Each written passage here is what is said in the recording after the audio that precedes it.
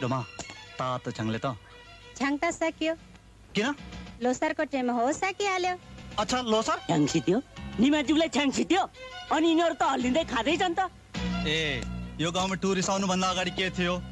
तिम्रो तास खेलेर बस्थ्यो यो के हो तेरो बाउको लादी ए छ्याङ छैन मलाई तेरो बाउको जोस मलाई छ्याङ छैन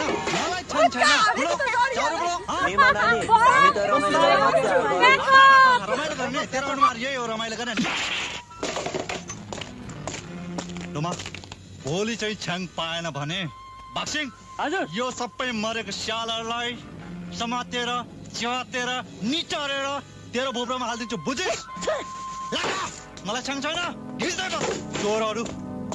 हल्ला राखिदिन्छु सबलाई